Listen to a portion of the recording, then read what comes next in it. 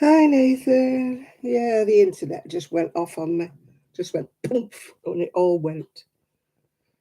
So I don't know how long I'll be on here. Oh, it's a pain in the neck, this computer.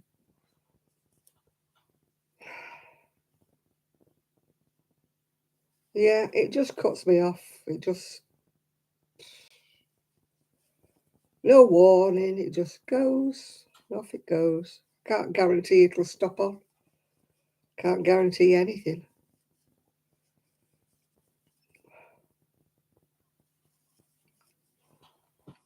Hey, hopefully people will find me again.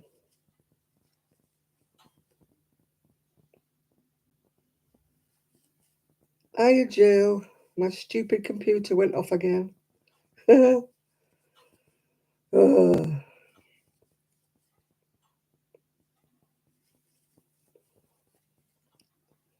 It doesn't give me any warning. I did, and they couldn't find anything. They couldn't find anything wrong with it.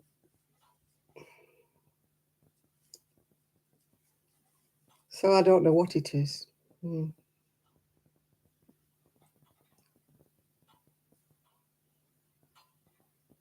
It's just gone 10 o'clock here in Great Britain.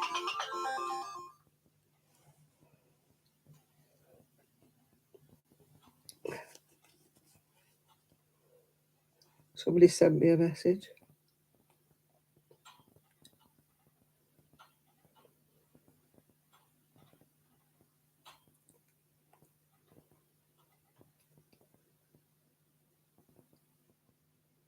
Val's just telling me I'm frozen.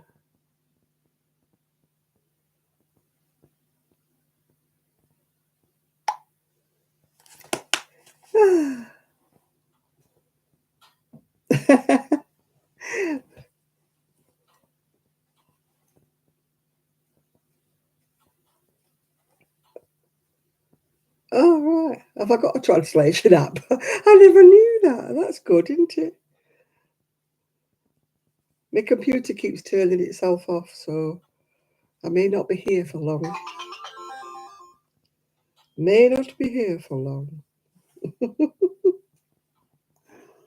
I keep getting all these messages now saying you're frozen, you're not there, you're not there. Where have you gone?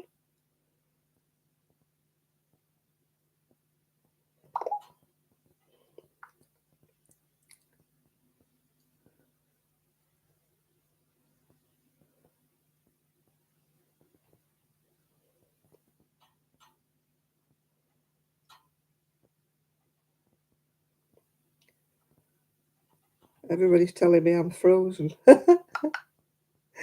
Oh dear. I did that the other week actually, Jill. I sorted out my knitting needles, yeah. Put them all into little rubber bands and with the sizes on them. Just kept one set of each in here.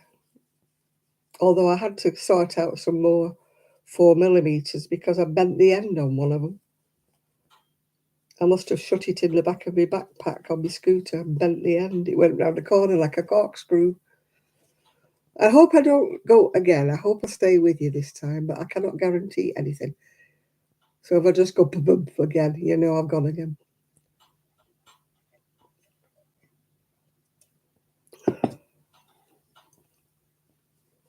Oh dear. I hope nobody's just just in the other channel waiting for me to come back. Because I've only got 19 people watching me now when I had about 43 before. Eventually maybe they'll realise I'm not there anymore. I did leave a message saying the internet had come.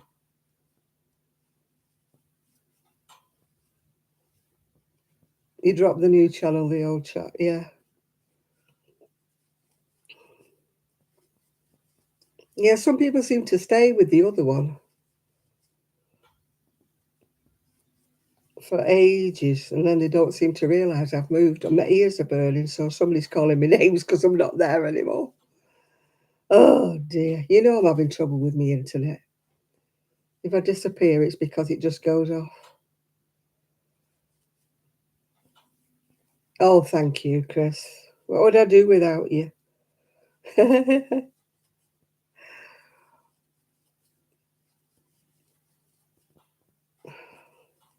No, they couldn't find anything wrong with it.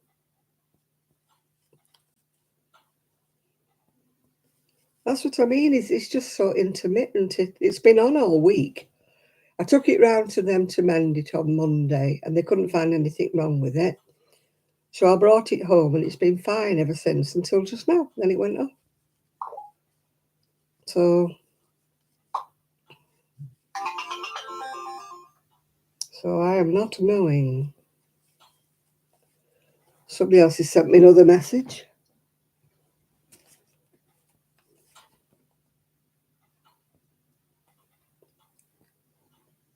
Oh, my blooming phone's.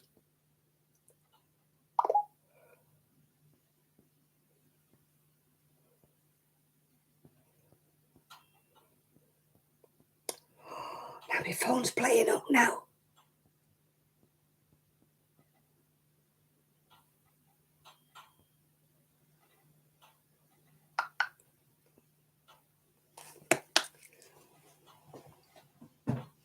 Oh dear. Hope I don't get any more messages saying I'm not there, because I know I'm not there. I'm here.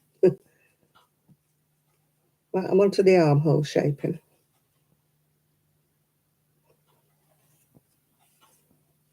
It's all going wrong tonight. I don't know.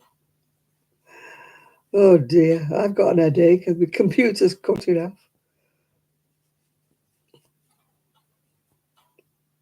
It's good fun. It's all good fun.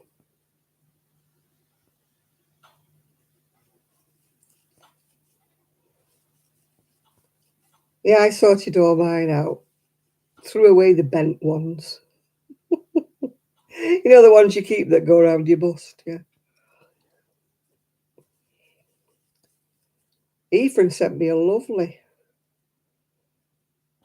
set of needles. The long ones, the 40 centimetre ones. But they're very sharp on the points, and I must push the point down when I'm knitting, because I finished up with nearly having a hole in my finger.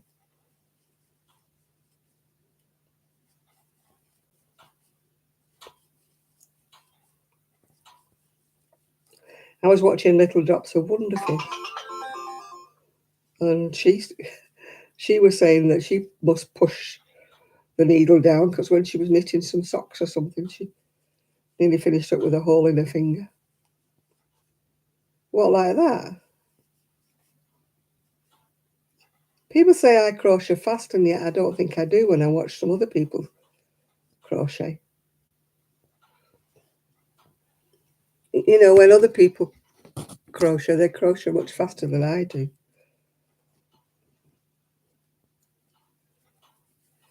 The only thing I can't do is I can't crochet with one hand like Sheila does or other people do.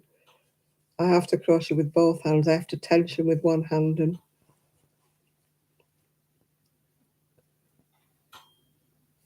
knit with thimbles on.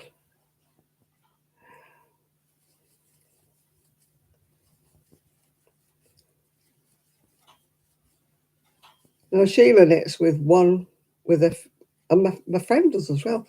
Knits with crochets with the yarn in the same hand as the hook. Now what have I done there?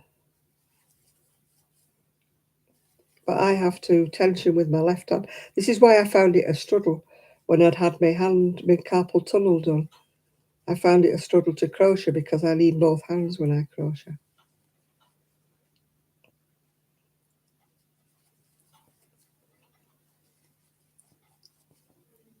So I'm all right with something easy like this, you know, which is a shell stitch. And I'm all right with like granny stitch because that's like easy to do without thinking about it. I can't do patterns. Your mum does that as well. Yeah, my friend does. She crochets with everything in one hand. I can't do it when they throw, when they put, I can't do it. Put the hook in and then they wrap it around. God, I can't do it that way. And yet I watch a lot of people crochet like that.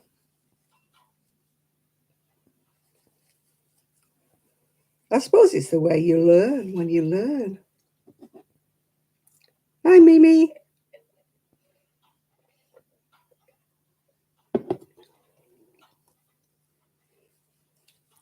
I can, yeah, I can knit. If it's plain, I only crochet this way, Nathan. Can only crochet one way. I don't know whether it's knife or pencil or what the heck it is. I've never really, never really analysed it. I hold my hook that way. That way. I think it's a pencil grip, isn't it? I can't do it that way. Oh, some people crochet like upwards, don't they? Upwards kind of thing. No, I have to crochet downwards. Yeah,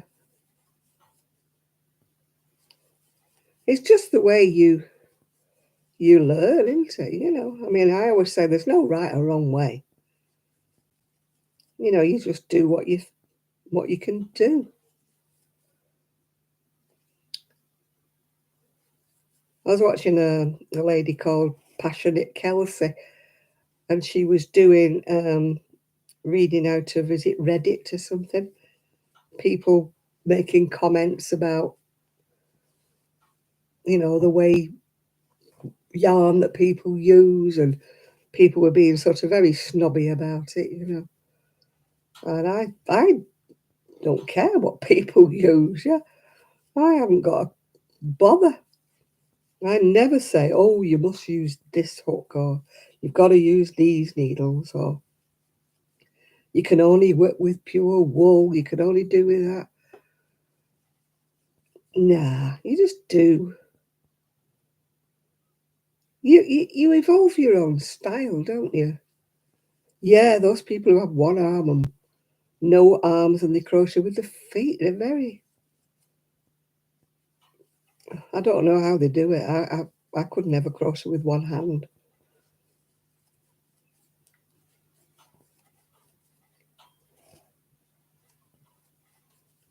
No, I never. You get sick of reading these. You've got to crochet this way. You've got to have this kind of hook. You it doesn't make you any better of a crocheter or a knitter. All they want you to do is buy the most expensive hooks and buy the most expensive knitting needles, and you don't need them. You don't need them. Yeah, yeah, Llama Mama Kayla. She's only got a few fingers, hasn't she? And she manages. How she does it, I do not know, because I know I couldn't do it. You're in awe of people like that. But no, I mean, they want you to buy. I mean, there's some hooks they're made out of like driftwood or something. They're terribly expensive. And I've seen hooks that are about £60 each. And I'm like, well, you won't crochet any better, with a £60 hook than you will with one from the cheap shop. I crochet with these because it's the way I prefer. But I never say, oh, you have to crochet with Susan Bates, because not everybody likes the inline hook. Some people like, oh, there's Rosie off. Some people like the hook that's more of a, what I call a blob on the end, like the boy. Some people love those. It's just whatever you're comfortable with. I said before many times I stopped going on the Ravelry chat groups because I got fed up with snobby people saying things like, oh, your crocheting's lovely, Janet, but you've used icky acrylic. And I'm like, well, what's it got to do with you?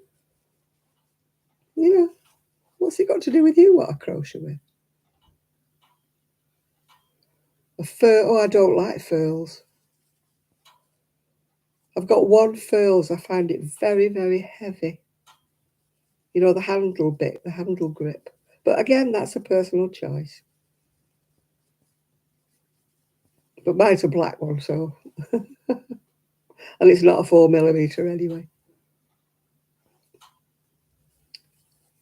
I think somebody sent it to me. I mean, I know they're terribly expensive. And I feel bad because I can't use it. But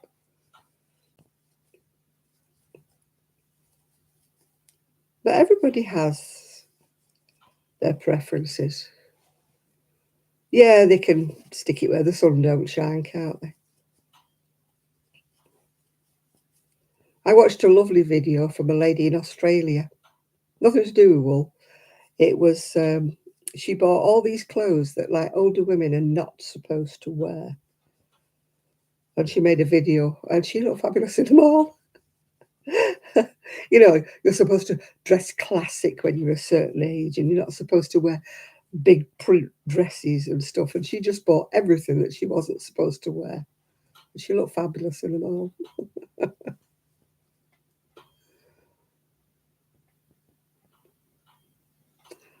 The Knit Pro needles are very sharp on the end to me. I find I hurt my fingers when I'm poking them through, yeah.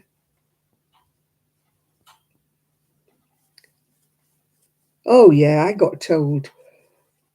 Wouldn't it be better if I just made one sweater a year in some nice, decent yarn instead of trundling out all the sweaters that I do? And I'm like, she's missing the point, this woman. I mean, to me, crochet is not the final end product. Crochet to me, and I suppose knitting or stitching or whatever you do, it's the process, isn't it, that relaxes you. You know, the actual doing the stitches. Oh, I did tell her to do one, yeah. But I mean, people relax, don't they? And when they're kind of crocheting or knitting or sewing, people relax, and that's the way. It's like saying somebody who paints, you can only paint a masterpiece. If you can't paint a masterpiece, don't paint. You know, it's just, oh yeah, it's always by people who don't knit and crochet that want you, that ask you why you need to knit something. It's like saying to people who smoke, why do you smoke? Um, or people who, whatever they do, why do you do it? You know, it's just, it's the process with me. Yeah. £195 plus put. Oh God, who'd want to pay that?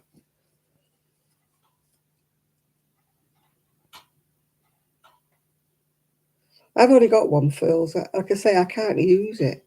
If you watch that lady, what she called Alt Nuts, she buys every set of furls that comes out. Every time they bring a new set, she buys it. She must have a lot more money than I ever will. Yeah, it is not the destination, it's the journey, it's the process.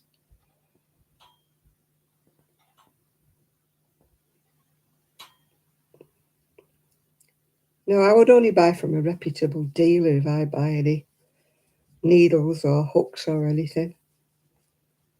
You can get scammed so much, yeah.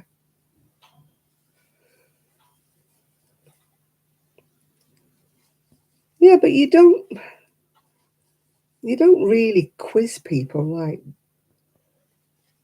you know, I mean, whatever I might think, I wouldn't say, why do you always eat at McDonald's or something, you know? Hello, we've got Rosa here.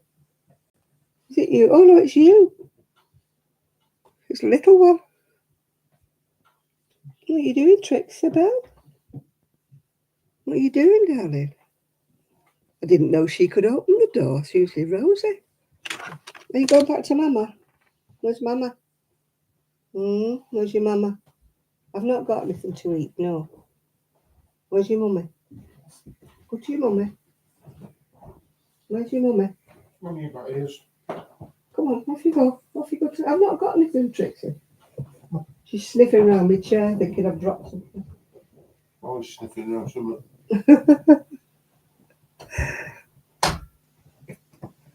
Oh, now I've got me. I've got my arm fast up between my toes now because I had to take my shoes off. Yeah. I've never smoked, but I mean, I don't criticise people who do. I mean, it's their life and their health and their whatever. You know, just because I don't understand it doesn't mean I say you can't do it. But I mean, I never have. It's just never appealed to me, but I'm just one of those kind of people, I suppose. You know, a lot of people get a lot of pleasure out of smoking. You know, I never have because I've never started it yet. I suppose it was because I went to school till I was 17. And also my parents didn't smoke, so yeah. Yeah, you can crochet with the cheapest possible crochet hook that you can buy. It does not make you any better of a crocheter just because you paid £60 for your hook. All you're doing is it's for snob value. Look at my hook. Look how good I am. Look how I can afford all this hand-dyed yarn. Look at me. I can afford a £60 hook. Yeah. I mean, I looked at some of the people on Ravelry that were buying all this hand-dyed yarn, and they only ever made socks or hand warmers or something. They never made anything big. I looked at, there was another lady on YouTube, I won't say her name, that was showing this new yarn that she'd got, and I looked it up and it was £30 a skein. £30 a skein. I thought I'd want a whole jumper for £30. Am I cheap or what? I wouldn't pay £30 for one skein. Oh, I have bought hand-dyed yarn. I think we all have because it's pretty. When I used to go to these, you know, wool yarn exhibitions and things, I'd always come away with at least one. But then I think, oh, it's too nice to put it into socks, you know. Hi, Denise.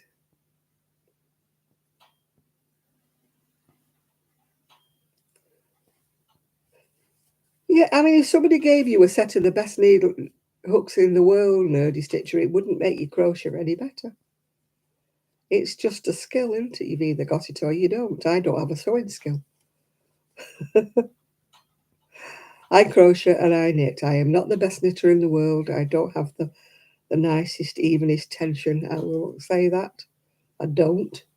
Even my crocheting's a bit wobbly. But I enjoy doing it, so, you know, that doesn't bother me.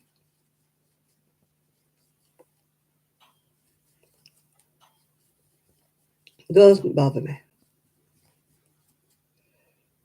Oh, the pillows for your arms. Yeah, I bought one. It's in the bedroom. I've only used it once.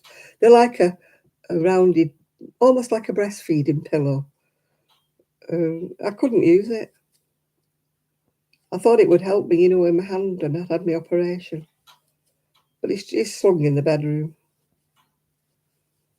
Another of my reckless purchases that are no use to man the beast.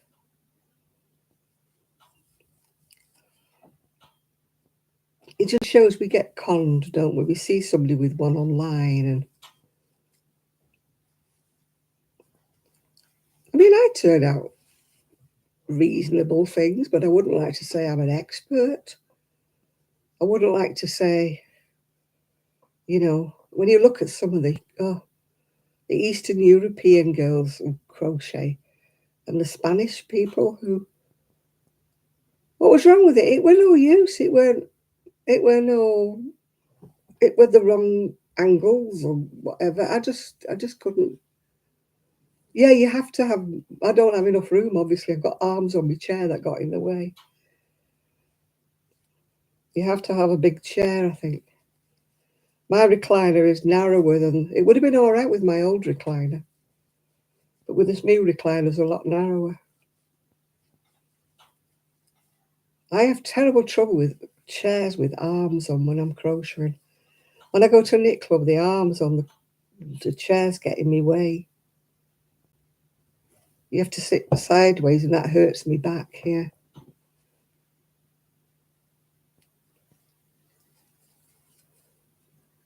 Yeah, I mean, it's like Jill was saying, if you've got a wider chair, you're probably okay. But mine just got in the way because my chair arms are too narrow, yeah.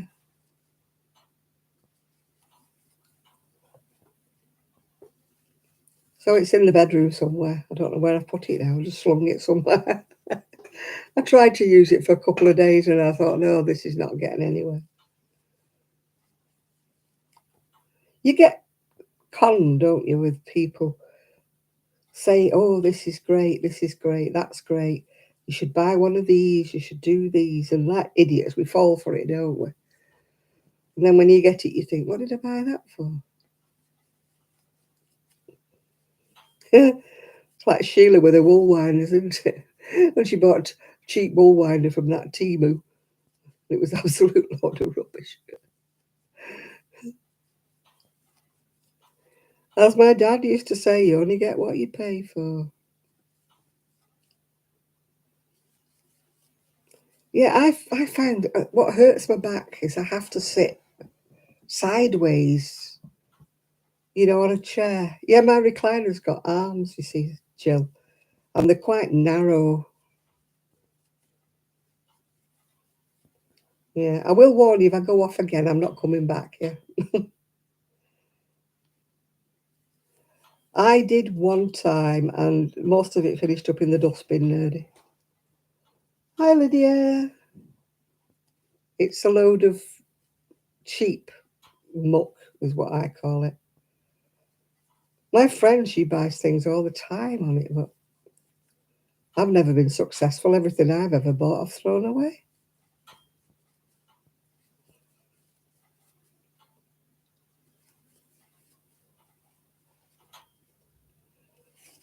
Well, there is that about it as well, Nathan, yeah.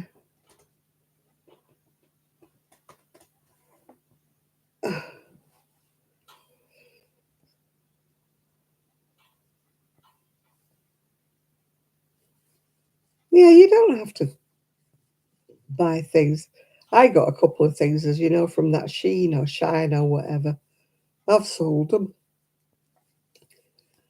I paid about £16 for them and sold them for a fiver. The fabric is rubbish.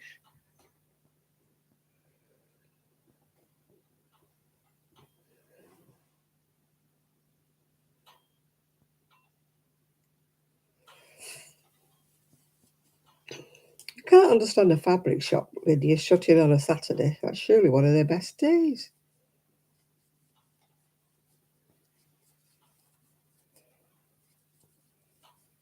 Hi, Helen. Your internet, mine's, I disappeared. This is my second one. My internet went off completely. So I feel your pain. If mine goes off again, I'm going. I'm not coming back if it goes off again. I'm warning everybody. If I disappear, I have disappeared.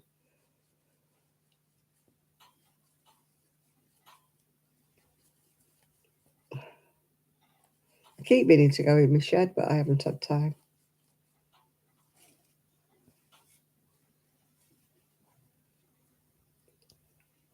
Yeah, I mean, you cannot understand. What I would have thought Saturday. I mean, I can understand people not opening on a Sunday because in my day, people never did open on a Sunday. It was classed as a holy day. But Saturday, unless they're Jewish, yeah, I mean, I'm used to shops closing on a Saturday where I used to live because they were predominantly Jewish and they used to open on a Sunday instead. But I can't understand like a big store.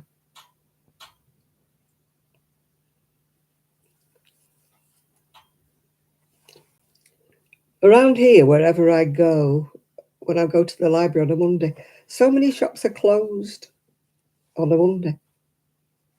You know, the fabric shop. Oh, hello. The internet's flashing. So many shops in Fleetwood are closed on a Monday. The fabric shop's not open. The lady who does the alterations, you know, for clothes and stuff, she's not open on a Monday. I don't know what there is about a Monday, but it's Trans Sunday tomorrow, but I don't think I'll be going. I've done part of it now. I don't think I'll be going because my scooter's too big. Hi, Katie. It's too big in crowds. It just annoys everybody.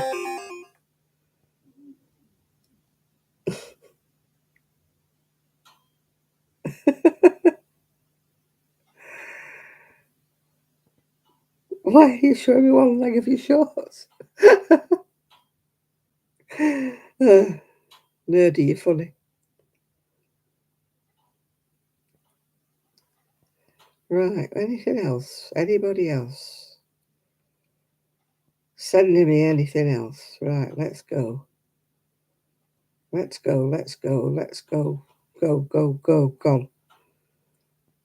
Does anybody else get stupid things on Instagram? People trying to join you into these awful groups. Oh, the fabric and the colour. Is that why you sent it me? I was wondering why you sent me that. You know, these terrible groups that they want you to join.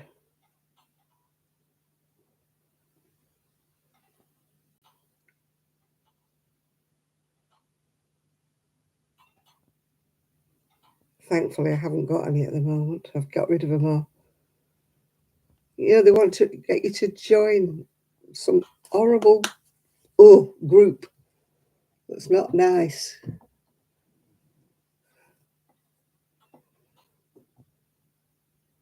Oh, I get them. You are looking so beautiful today. Yes, right. You've gone. I look in my mirror and I know I am not looking beautiful today. So there you go. They're always in the army, aren't they, or something? You know, or they're. I've got a friend of mine who strings them along for ages. I can't be bothered.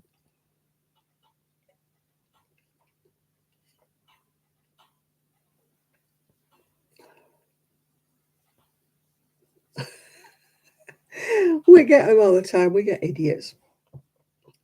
Mine are usually. I had one the other day. The parcel, the courier needs you to confirm your address for your parcel. No. No. Oh yeah, they're always neurosurgeons, aren't they? They're always something or other. They're always really silver fox and very handsome, aren't they? You know for a fact it's not true. I got one today. I've just deleted it.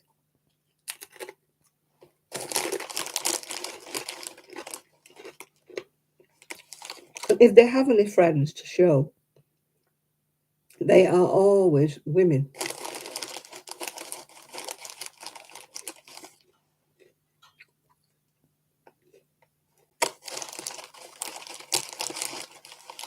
Yeah, they send you things. Can you confirm your address, the courier? But it doesn't say which courier, which is usually a giveaway. Because if it is a proper one, they tell you if it's Royal Mail, it's whatever.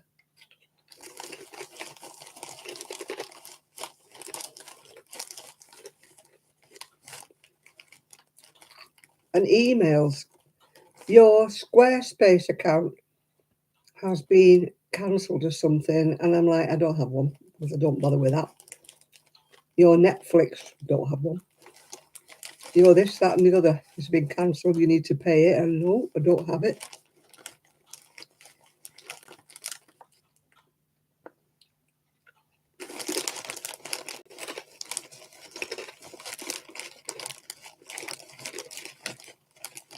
Yeah, if you click on it, you can do a back search, can't you? You can Google for the, you know, where the picture's from.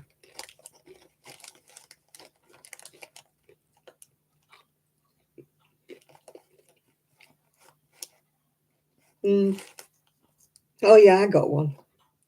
Hi Mum, this is me or something. I've lost my phone, blah de blah de blah. I said, oh really? I said, my son's standing next to me and I've only got one.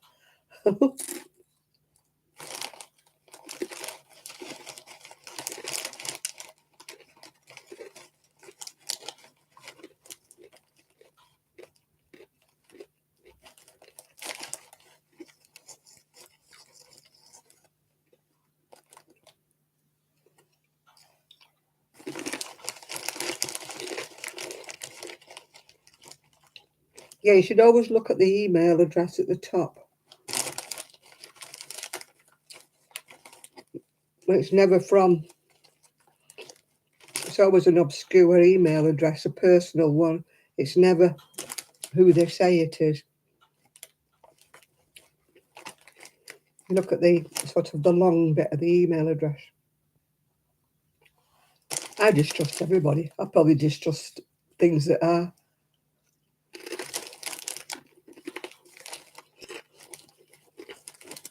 Oh yeah, I got one supposedly from Amazon, but it always says Amazon.com, which I don't use, you see, because I use Amazon.co.uk. So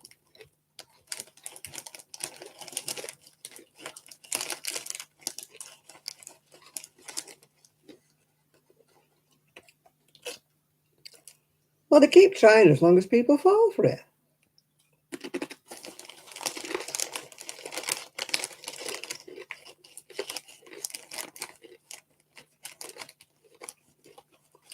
You know, these women who fall for these handsome men who need money, for goodness sake. You don't need money, they just think you're an idiot. They've always, I want to come and see you. Can you get me a ticket? No. If you want to come and see me, buy your own.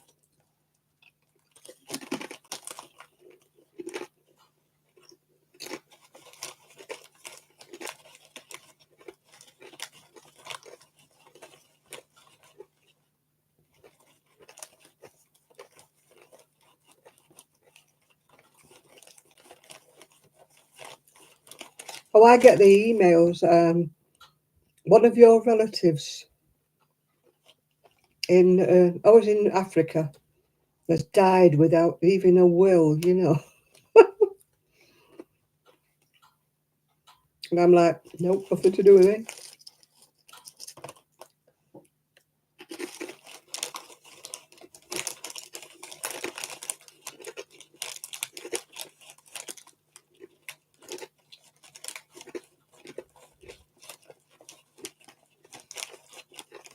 I changed all my passwords the other day because a friend of mine said, I've lost your phone number, Jan.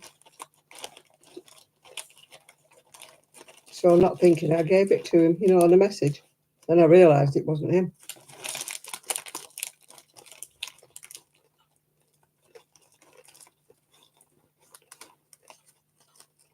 But they're very plausible. The thing is, if they target somebody elderly, they're not always computer savvy, are they?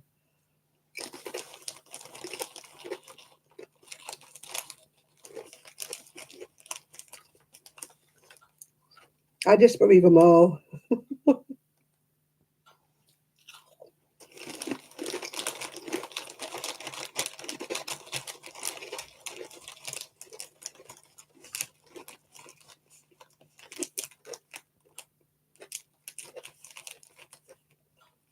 I always look at the profile when people send me a friend's request. I had one the other day, a woman, and I thought she sounded vaguely familiar, so I accepted her as a friend. And then she's going, look at my Facebook page or something. It was all some scheme or other. You can get a grant, and I thought, oh God, why have I? So I blocked her. I didn't click on her link for a grant.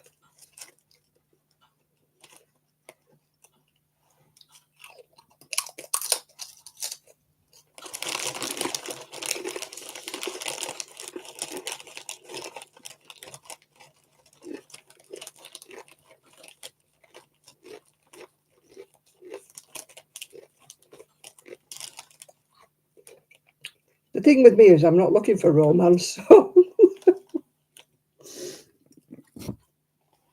and I ain't that lonely. Yeah, this was a woman who I thought was somebody that I knew. Said I was eligible for a grant, and I went, no, go away.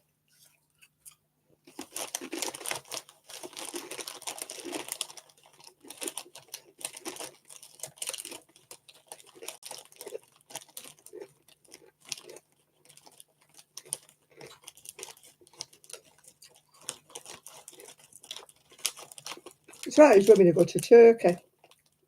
I went to Turkey when my marriage was breaking up, and these young lads pestering me on the beach. You know, and you're like, go away, go away. Do you own your own house? Do you own this? Do you not? No, I don't.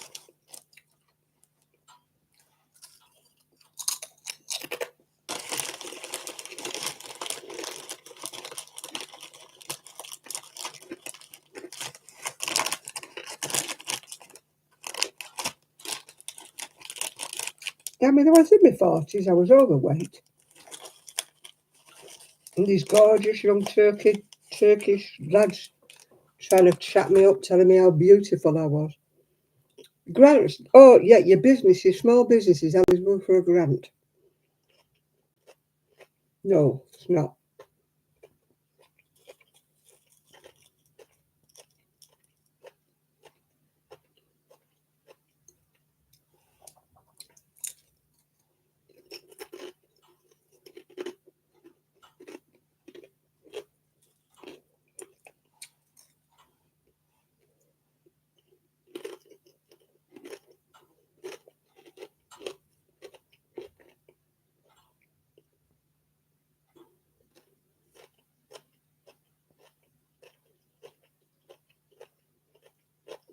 Exactly.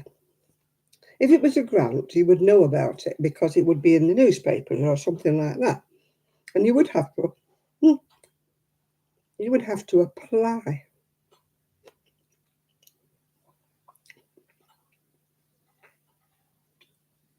Yeah, well, I probably wouldn't, you see. That's the trouble for Crafty Angel. Although I do tend to look at people's profiles before I accept them. So if I look at people's profiles and I think, oh, obviously they're a knitter or a crocheter or something like that. When you look at somebody's profile and they don't have any friends to show or they don't have any picture, then I don't accept them.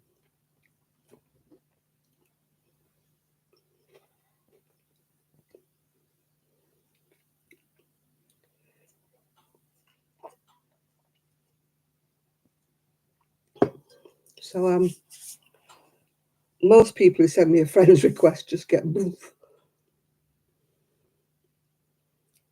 Oh, I got Keanu Reeves the other week. Keanu Reeves was telling me how beautiful I was. Would you believe? No, you wouldn't, and neither did I.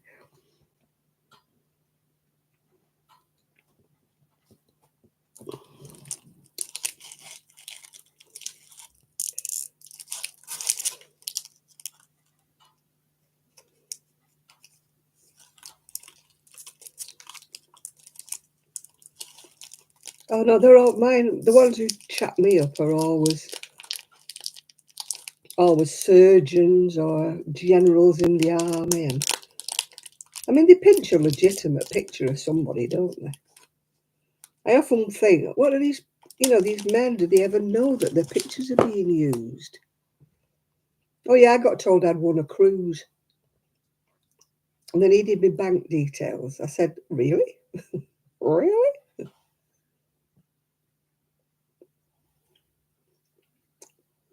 I said, if I've won a cruise, just send me the ticket. Well, I need your bank account. I said, you don't need my bank account to send me ticket.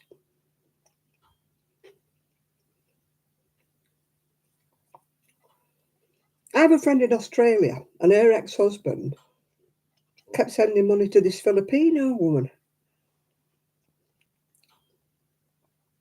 And Every time she was supposed to come and visit him, or somebody was ill and she couldn't do this and she couldn't do that. And we kept trying to tell him it was all a scam.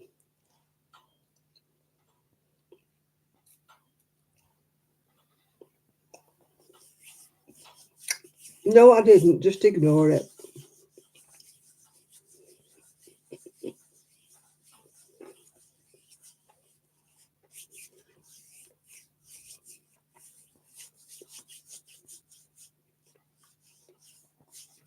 I've got people in Nigeria, Chris, who have died and not left a will. And they want somebody with my surname to come to claim all their thousands, yeah. But they need my bank account details so they can send it. Yeah, right, okay.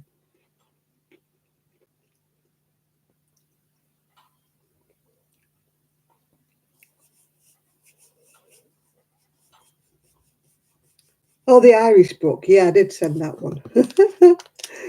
You've got a very slow internet, Nathan.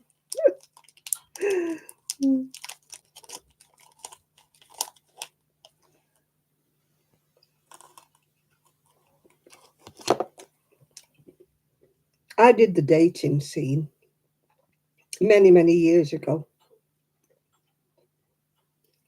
And oh, by God, did I meet a lot of frogs.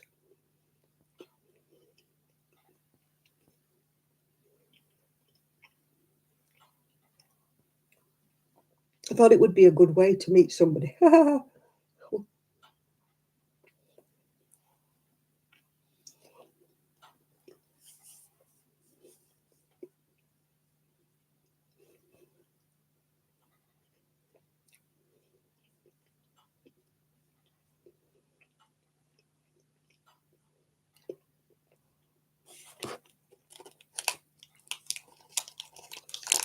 I wanted to go back to university after I'd had my son, but my ex-husband put a stop to that.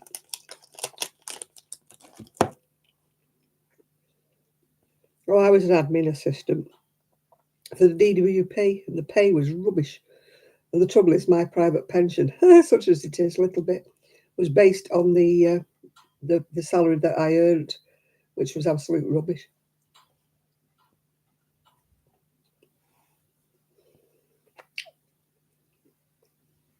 The government does not pay money.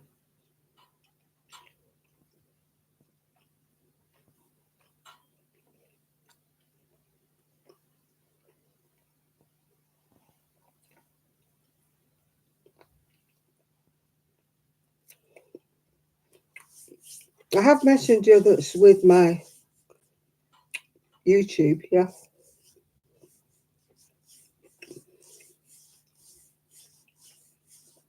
Not my YouTube, my Facebook.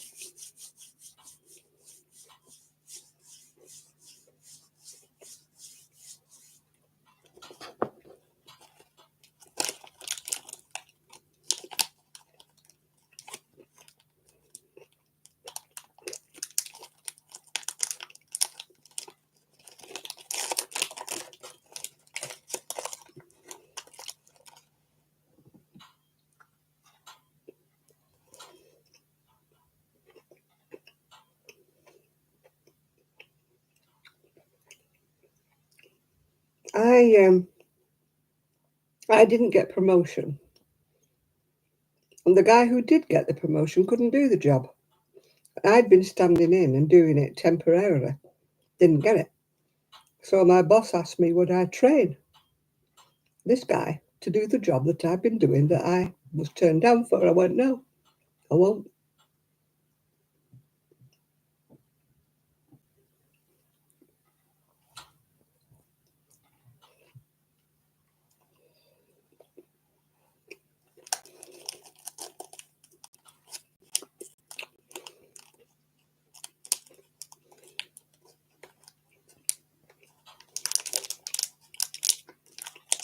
Yeah, they didn't say anything wrong in asking me to train this bloke who hadn't got a clue. And they'd passed me over. I said, no, I'm not doing it. She said, well, you have to. I said, no, I don't. I said, if I'm not good enough to do the job, I'm not good enough to train anybody else to do it.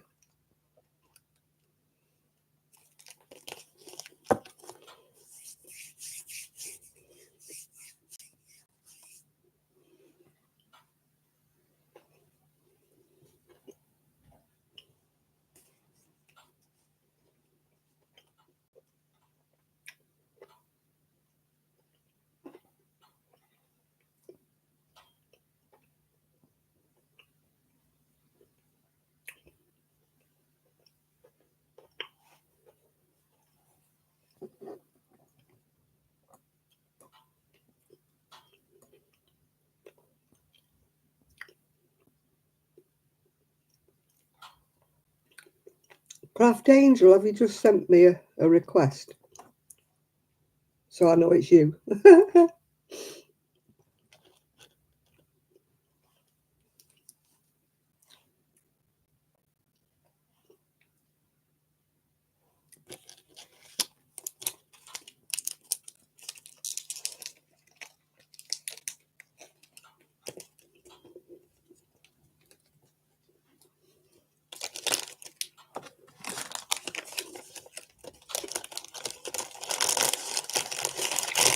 You're all making me feel like I'm geriatric.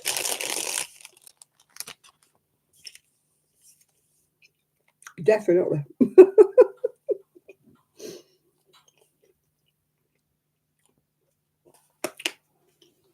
I'm not saying what year I was born in. Yeah, that's the one. I will do it when I get onto my Facebook. That helps a bit, Seaside. That helps a bit.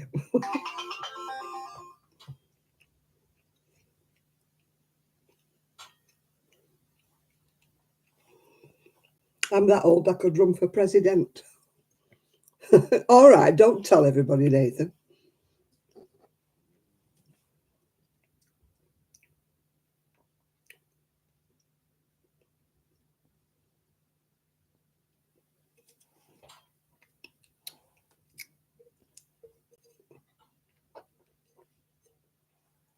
It's not a secret anyway, Nathan. Not a secret. I don't lie about my age. I used to when I was in my 50s. I used to knock a bit off when I was in my 50s. But when you get to a certain age, you don't bother.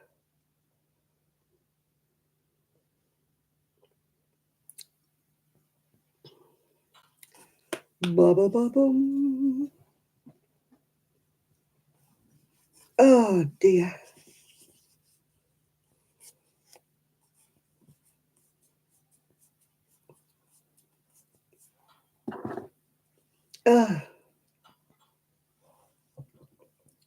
Most of my aunties have passed away now.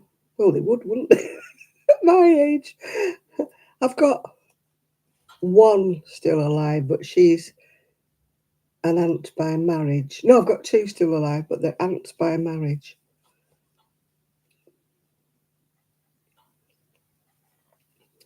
Yeah, it sounded like you had two each.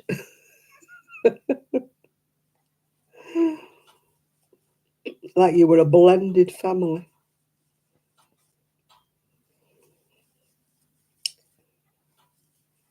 I've just got the one. Wasn't planned to be just the one, but that's the way it happened. Sadly, I was only blessed with the one. I didn't want a shed full, I just wanted two.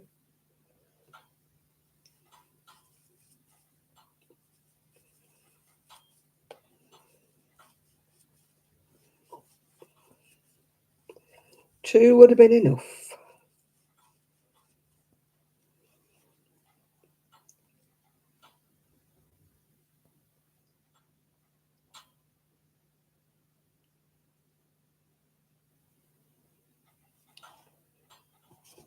I wanted another boy. I didn't want a girl. I don't know what the babies were that didn't make it, if you know what I mean. I don't know what they were. Whether they were boys or girls, I have no idea.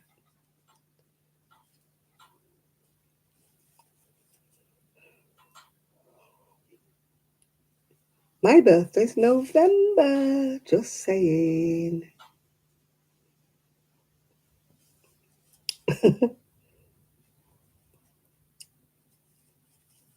Yeah, it wasn't by choice, like I say. It wasn't by choice.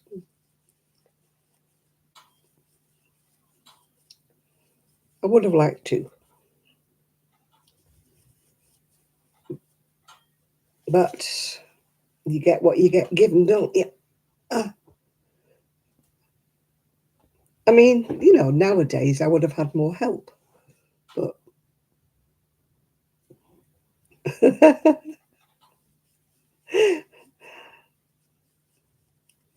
I know, a lifetime guarantee. What's that till next year?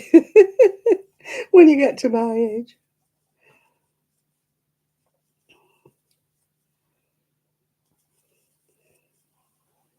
It's like I told Nathan about a link for some cheap wool today, and he said, "Are you buying any?" I went, "No, I've got too much already. I'm trying to use up what I've got. I will buy wool or yarn if it's something that I need. Say I need white or I need black or a particular colour. But by and large, I'm trying not to add to my stash. I've got an itchy back for some reason. Got my instrument of torture out. I did change my washing powder because the one I was using was giving me itches. Maybe that was my shower gel I used before. Although I've used it before and it didn't make me itch before. It's always well to think about it and think about whether you really, really need it.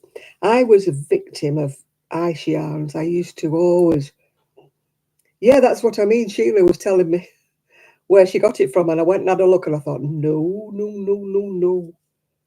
You do not need any more, Janet. You don't. Don't look. So I sent the link to other people that I thought might want it.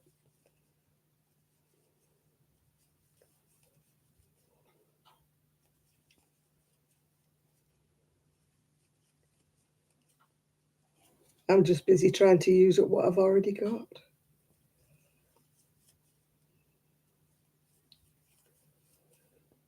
Yeah, it doesn't always work out, does it? It doesn't go, oh, I want to be a mum. Oh. It's like me. I had the one, which I suppose I'm lucky that I got one. So I've got to be grateful for that. I got one. As I say, I wouldn't have wanted a house full. You saw the offer and talked yourself out of it. I have as well.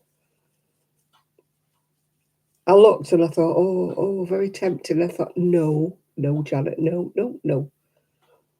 You do not need any more wool.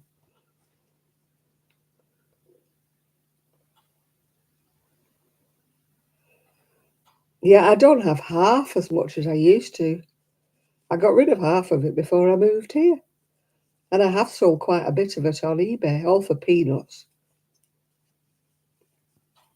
Nobody wants to buy it when you try to sell it on eBay.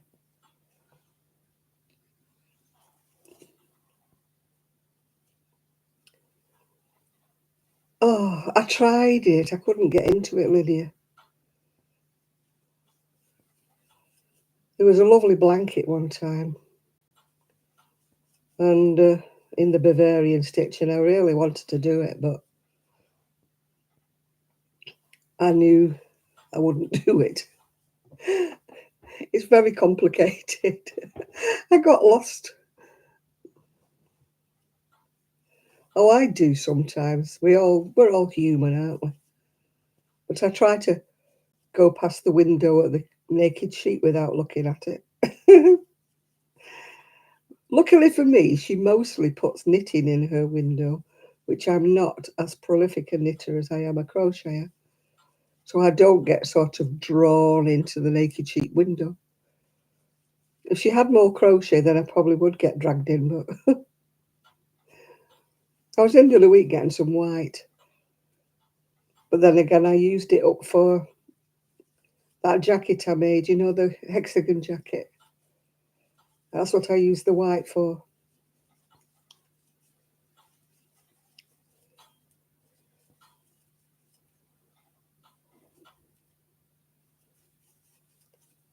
I mean, I do try to buy it locally if I'm going to buy it, then I don't have to pay postage because I'm cheap. Let's face it. Unless I'm buying something that I can't get, like when I buy the Signet, the boho spirits and stuff. She doesn't sell that, so you've got to buy that online. So I usually try and bump it up to, I think Wool Warehouse has bumped it up to 30 quid now for postage free. It used to be 25, I think it's 30 now. So I usually try and wait until I've got enough to order, for 30 quid.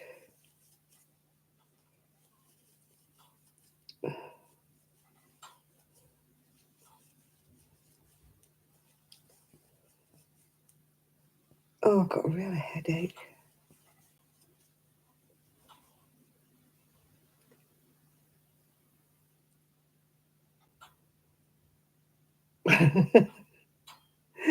You've got no more space to sneak anything in. Oh, go on. Go on, go on, go on. I sound like Mrs. What's-it, didn't I? Remember that programme about the priest in Ireland? She was always making them a cup of tea. Oh, go on, go on, go on. Father Ted, that's what it was called.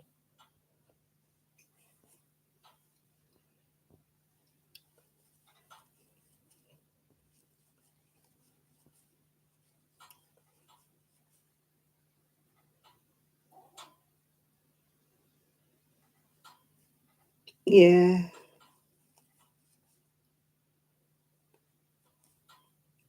I've got lots. Well, lots. I've got quite a lot of, the random kind of shades that I got from iSharn.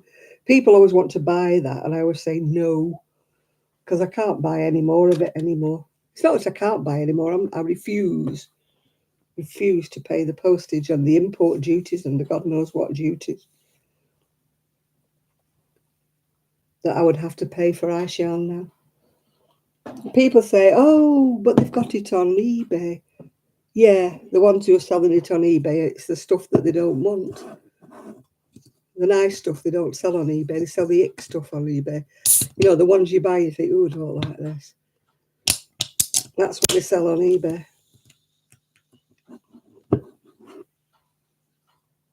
I know I've done it.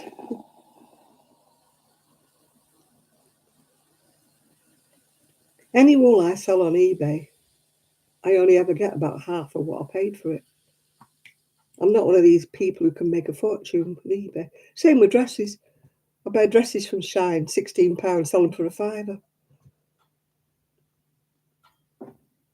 I'm not one of these that can make a business out of eBay. I definitely don't.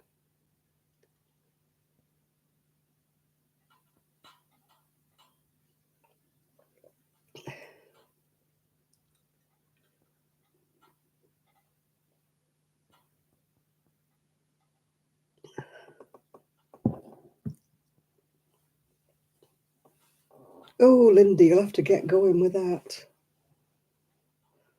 Although I must admit, knitting blankets and shawl. I mean, people who do those Stephen West shawls. One of the girls at Knit Club, she's done a beautiful one. I mean, it had 600 and odd stitches on at the end. I can't knit on circular needles, so there's no way I could make one of those.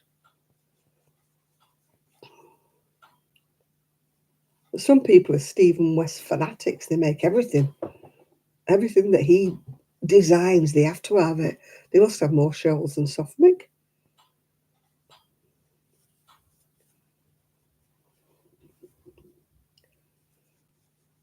Oh, my feet are puffed up.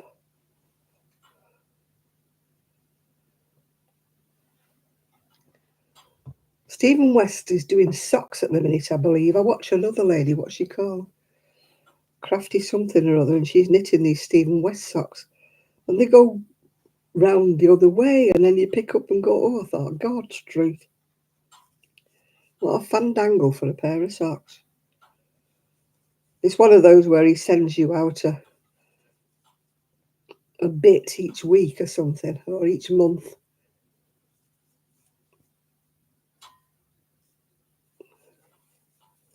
I know they look clumsy to me. They go sideways, don't they, with like cables down them. I can't remember who's knitting it. It's some lady I watch. All I can remember, she's got a son called Jensen. That's all I can remember.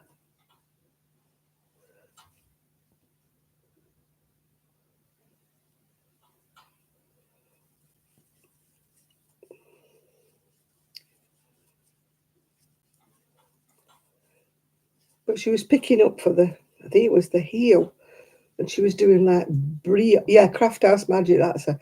She was doing like brioche stitch for the heel. And I was thinking, I don't like that. To me, they look clumsy and ugly.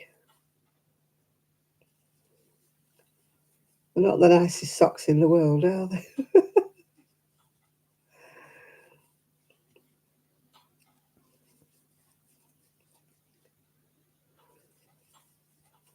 Yeah, those socks look terrible to me. Well, they do to me. I'm not a connoisseur of socks, having said that, but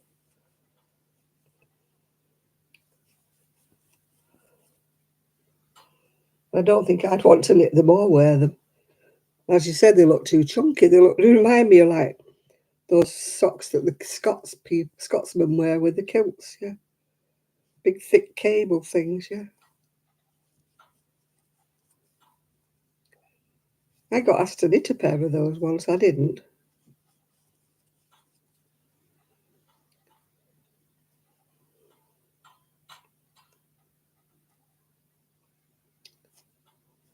I have relatives in Vancouver. I think it's, and I've got relatives in Victoria, BC. But I've got relatives on Vancouver Island, yeah.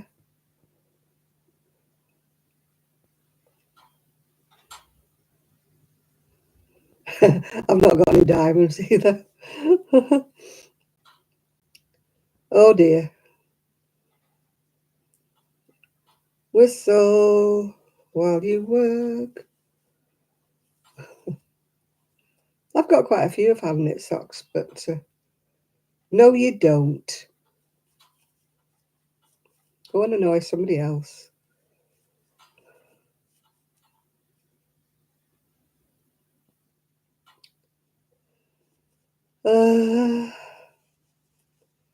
No, I knit socks. I have knitted socks, and I've still got some yarn, which is too pretty to put in socks, really.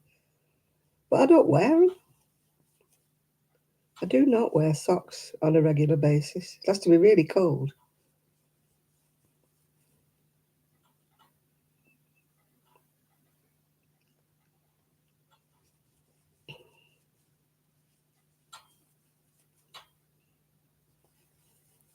No, I had an aunt that lived in a log cabin, and it was a real log cabin. Her husband built it. She lived there till she was 90 something before she passed away. Right in the middle of nowhere. Oh, you just said bye, Felicia, to somebody who loved me. Like, I really believe that.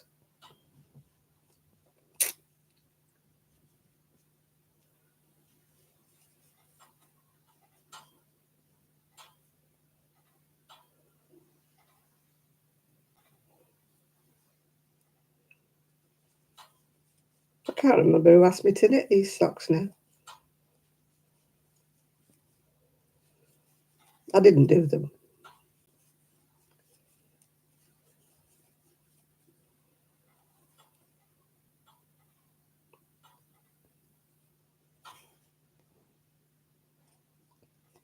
Oh, that's cruel, isn't it? I know how it feels to make things for people. I won't do it anymore now. Not unless I get asked to do something specific. I won't do it anymore.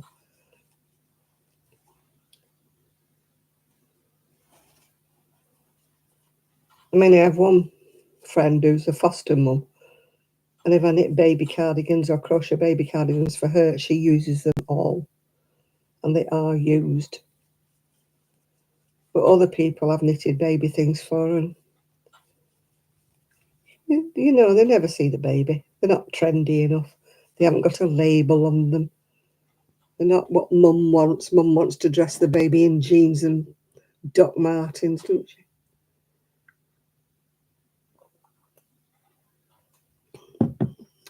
And I've made her a pastel coloured cardigan that you know never going to see the light of day. And yet you get other people who say, oh, I would have loved it to have knitted for my baby.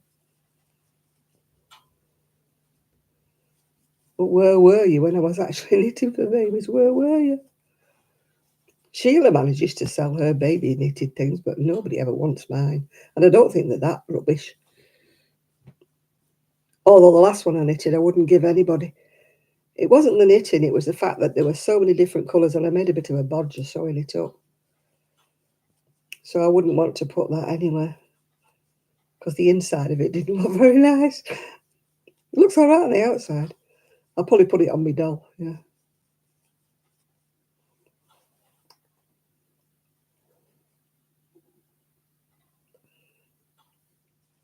My niece's children did when they were little, but now they're grown up. They're very fashion conscious now. So I wouldn't make anything for them now. There's nothing nicer than hand knitted on a baby. My son Autumn, I don't think I bought my son. I bought him like a knitted kind of blazer once when we were going to a wedding, but it was like navy blue with a badge on it and brass buttons. And I got him little shorts to go, but it was because we were going to a wedding. I wanted him to look smart, you know.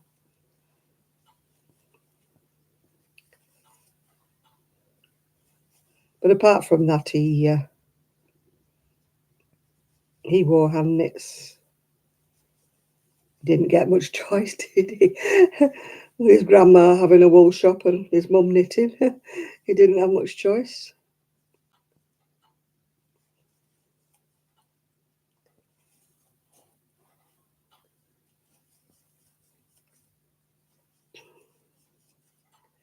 I've got some lovely books for an 18-inch doll. I've got a lovely doll in the shed. I've got a reborn in the shed as well. My friend sent it to me. She made them for me to use as a mannequin, you know, for my baby things, but it was so tiny. It was like a premature baby. So all of the things I'd made to sell for babies, it drowned this little doll. I've got a bigger doll, one that like Sheila's got. I've got a bigger doll. Why am I flashing? Yeah, I've got some pictures somewhere of my friend with the foster babies wearing them. Obviously, I cannot show them, you know, to anybody. I couldn't show them on Facebook or anything unless I actually could blur the faces of the babies out. Because, you know, you never know if some relatives of the... Because these were babies that were taken away from the parents, you know, and put into care kind of thing. So she would show the babies to me, but obviously I could not put the babies on public view just in case any of the relatives saw this baby. And then they would know where it was, you know. So you have to be very careful when you're a foster mum.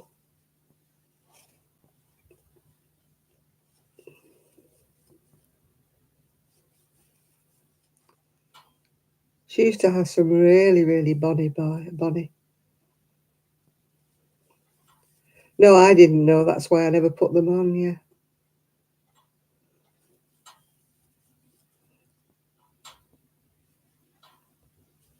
I used to knit and crochet for my nieces when they were little. But once they got to a certain age, they didn't want anything either. Although my eldest niece, I do knit and crochet for her. But she's got so many that I think she's oversweated. I think I'll stop now because she's got too many. Don't know what to do with them. If there's anything specifically, my friend's just made a loopy cardigan actually for a baby. She's just done it. She put a picture of it on Facebook. She just made a loopy jacket in like a pale grey colour.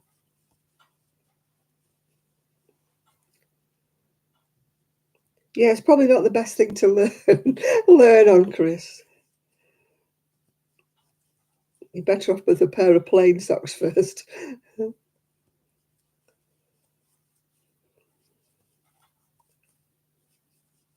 My feet are itching like mad.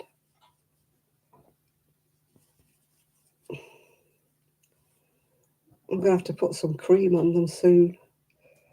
They're crazy, itchy, crazy. I've taken my slippers off because I thought it was that was making them itch, but it's not. It's probably my neuropathy. Oh, have I got any hand cream here? I don't think I do. I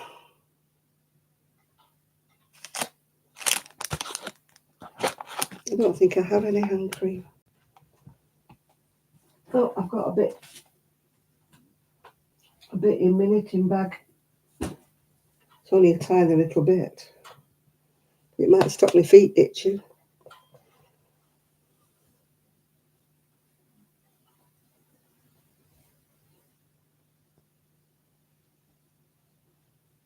Oh.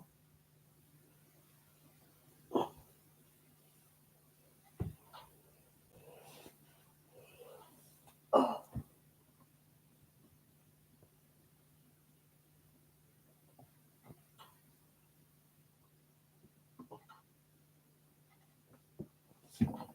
Let's see if that calms it down. It's a little pot of hand cream.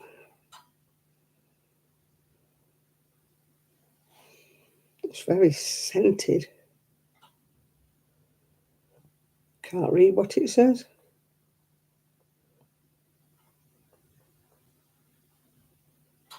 Honey extracts, it says.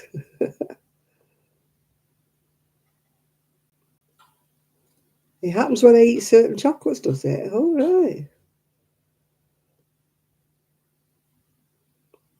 I think they were itching a little bit before I started eating it. But yeah, probably doesn't help, does it? It's probably my body saying you shouldn't be eating any chocolate at all. At all, at all, at all. Oh.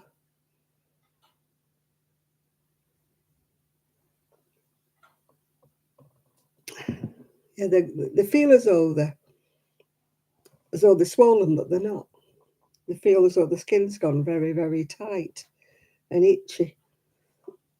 They used to do that when I used to work seated at a job where I was sat down all the time. The feet used to go like two little puff balls.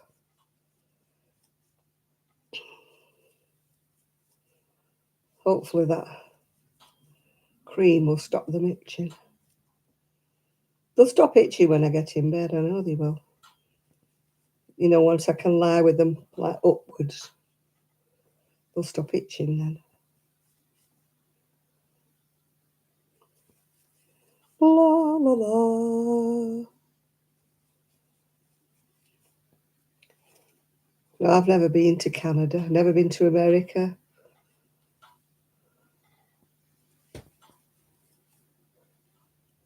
I've been to Europe, but that's about it, really.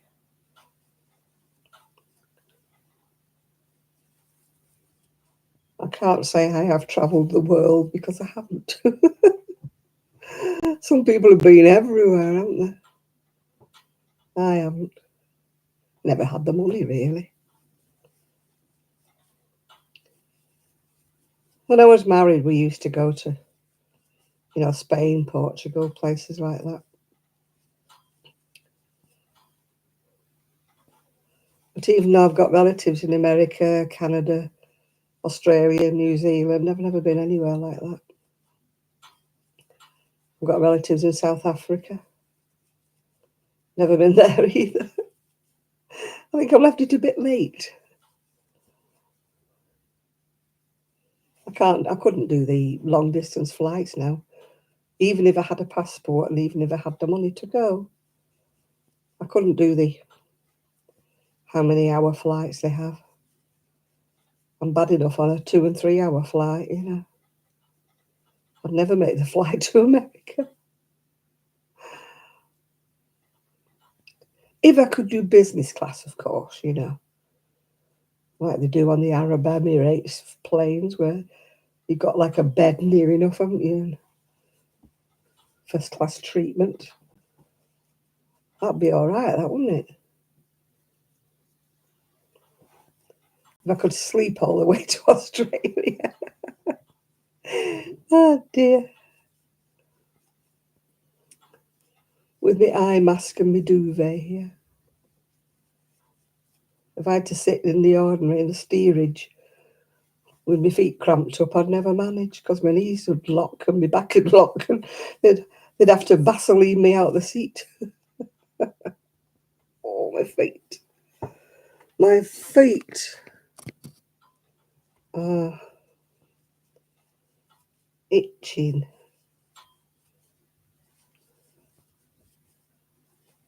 My headache's the worst, actually. I've had a headache since before I came on. Should have took 2 painkillers, shouldn't I? Stop being so stupid, Janet, yeah. Oh, we've had no shab tonight, have we? No shab.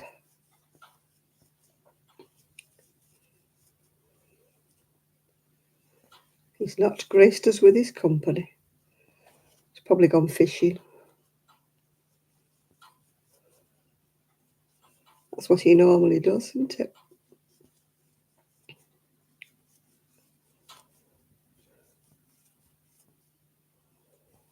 I know, I'm as bad, Denise. I can't move. You know, they don't give you room to straighten your knees out or anything. And I've got terrible knees with arthritis and hips, so my back is the least of my worries. Usually my knees lock and my hips lock. And you can't put your feet out in the aisle because they go roam past you, don't they, with that trolley thing trying to sell you drinks and stuff. You saw him last night? So he's around and about. He's probably gone fishing, Jill. That's what he usually does at the weekend. It's been a long time since I went on a flight. I think it's about 12 years or so since I went. I went to Skiathos.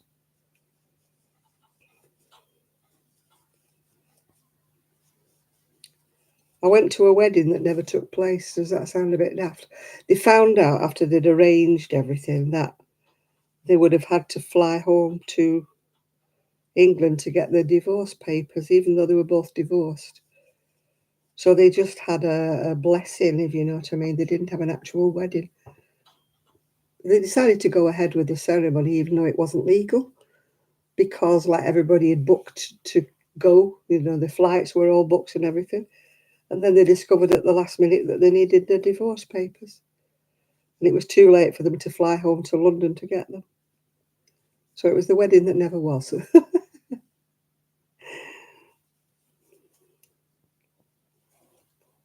And a nice holiday, though. Really nice holiday.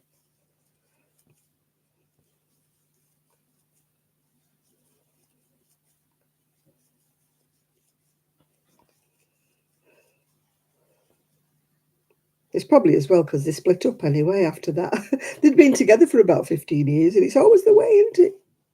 You stay together for 15 years, you get married, and you only break up.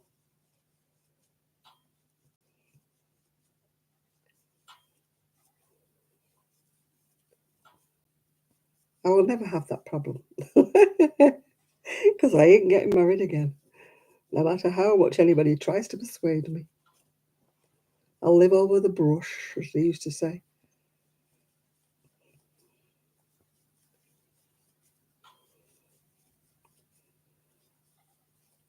I'm getting really, really tired. I nearly fell asleep before watching the telly. I could have just nodded off. Oh, my feet are itching. It is nearly Cinderella time, another half hour. I may not make it today. I may say, oh my God, I'm so tired. I don't know what's wrong with me these days. I'm just tired all the time. Ooh. I don't even contemplate it. It's not even on my mind. I'm too set in my ways now. You know, it's just, you like your own space, you like your own time, you like your own ways. You have your own habits. Well, I've only been married once and I've no intentions of repeating it. It time I thought I might get married again, but when you get older and older, and like I say, you get more set in your ways, don't you? You just don't want to do it again. Oh, I always have to have a wheelchair. I always tell them I can't walk. I have to have the wheelchair to wheel me through the airport. I'd never walk with my suitcase. Well, not with my suitcase, but with my hand luggage. I'd never walk. I've been to Paris, yes, I have. We only spent a week there. And we got when we got there, the hotel we were supposed to be in had been double booked or whatever you want to call it, and they stuck us in the Pigalle. And it was in the red light district, and we had an 11-year-old with us. So we weren't impressed. Because we were right in the heart of, where the ladies of the night are and all the sex shops were, which is a bit awkward when you've got an 11-year-old with you. The hotel was so old-fashioned. There was a lift, and it looked like it should have been like Peter Sellers, like Inspector Clouseau, going up and down, and it was a metal lift. And the bedroom, oh God, I've never seen anything like it. We didn't have pillows, we had a big bolster. And they gave my son a camp bed. It was a bit like, what they used to have in the war for the soldiers. And he was a big lad, even at 11. And every time he turned over, it creaked. We didn't get much sleep because all you could hear was this creaking of this blooming bed all night long. And the bathroom was, oh God, the bathroom was hysterical. It had an old-fashioned toilet with a big tall cistern with a pole flush, and you had to go up steps to get to it. It was literally a throne. It was like up steps. It was so funny. And the bath, oh God. The bath was like the old cast iron bath with a hand shower thing. It was absolutely decrepit, this place. And we booked to go into a hotel, but they said it was double booked and they moved us to another one.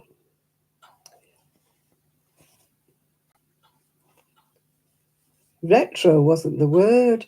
And the street was so narrow. And across the other side of the street, there were people who lived in little flats. And they had those tiny little wrought iron balconies. And the woman straight facing our window kept birds. And she had all these cages with budgies and canaries. And they used to wake us up going, twitter, twitter, twitter, twitter.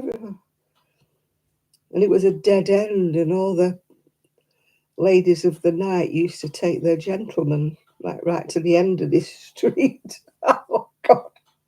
What a place. And then they'd have an argument over the money, I presume, or whatever. Oh, never again. And the breakfast room. It was only breakfast. It wasn't evening meal or anything. The breakfast room was so crowded. We were like that. And all you got was croissants and chocolate. And you had to dip your croissant in this chocolate drink. There was no such thing as bacon and egg or porridge or any kind of cereal. No.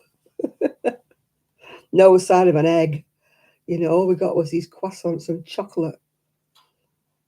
Very old-fashioned it was. I imagine Maigret coming through, at any moment, It was very old-fashioned. That's not where we were supposed to be staying. And we were staying, there was all these cafes, little cafe bars where we were staying because it was the Pigalle. The Moulin Rouge was right in the middle of it all. And Notre Dame wasn't that far away. But there was all these little cafes, and these water cart things used to come every morning and swish all the street down, and there was all water running down everywhere. And I said, they're very, very clean. And they said, Yeah, but these cafes, like, they don't have toilets. So when the men stagger out when they've had too much to drink, they just used to wee in the gutter. Ugh. I thought, oh, how, oh.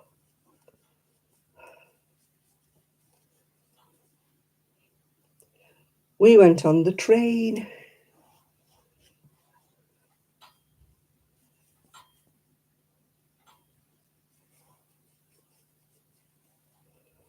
No, we went on the train. I just trying to think if we went on the ferry.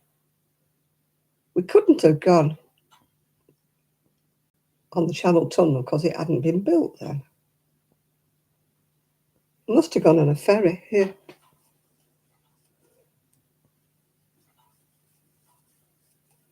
Oh my God, really had a go.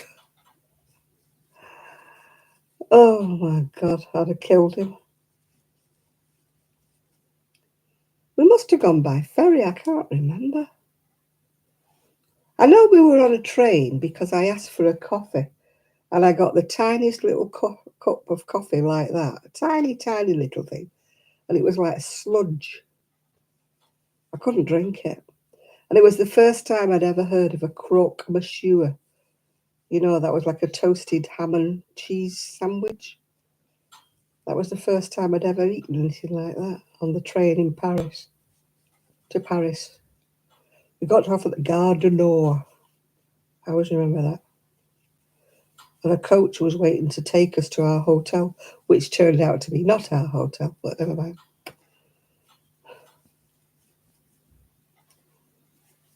So yes, I have been to Paris. My ex-husband got a gun shoved in his face in the Tuileries Gardens because he took his shirt off, and apparently you can't take your shirt off in Paris. You can't be bare-chested. And my husband didn't speak any French. And I kept saying, he wants you to put your shirt back on. And he kept saying, I'm not putting it on. I said, he is waving a gun at you. I said, I would put your shirt on if I was you.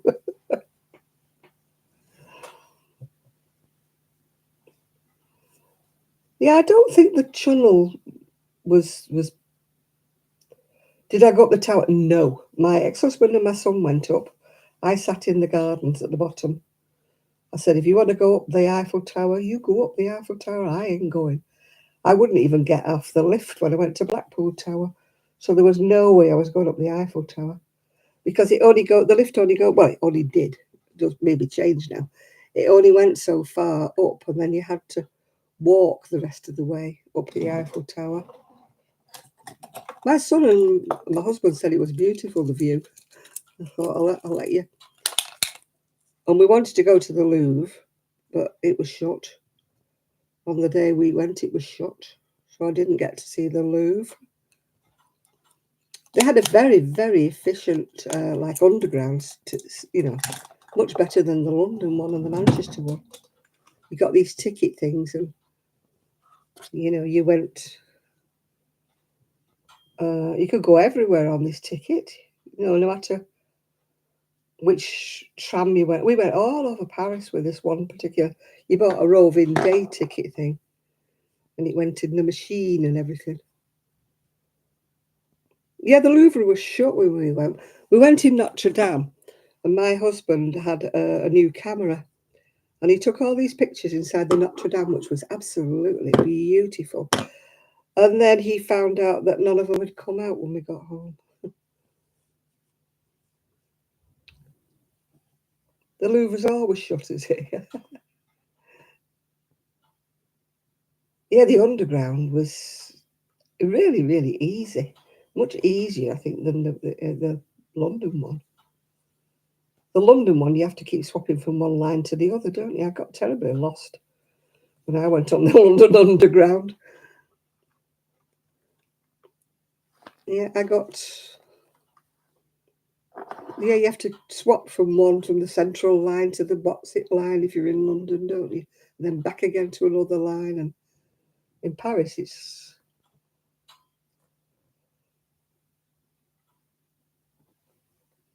My son was only about 10 or 11. He wanted to know where the Hunchback was at Notre Dame.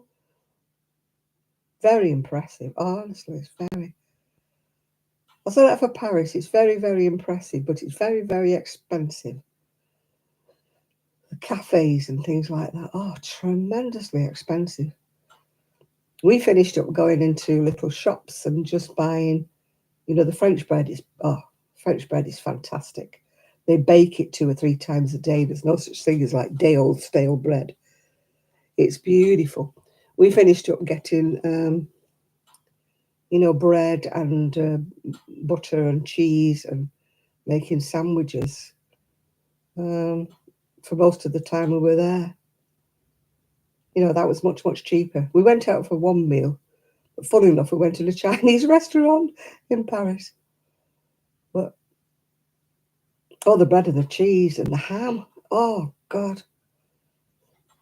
That bread, you've never tasted bread like it. It was really like French stick bread. It was fabulous. But the Parisians are so rude. I wasn't that brilliant at French, but I could make myself understood.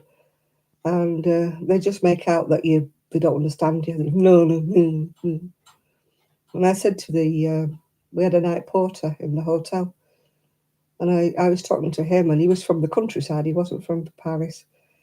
And I said to him, is my French that bad? And he kept saying, no, actually, your French is very, very good. He said, but Parisians are so rude. He said, they're just rude to you. And I thought, you're right there. They just deliberately misunderstood you or said they didn't understand. No understand, no understand. When you're asking for something in the shop, like, you're pointing at the cheese and you're pointing at the ham and the bread and that. Because my ex-husband wouldn't even go anywhere near the shops. He's like, no, I don't speak French. I'm not going in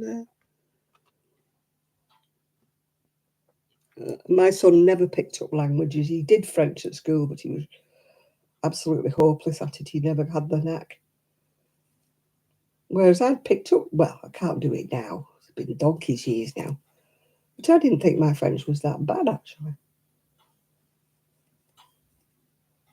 5, 6, 7, 8. It does help if you knew how many you'd casted on for the back, doesn't it?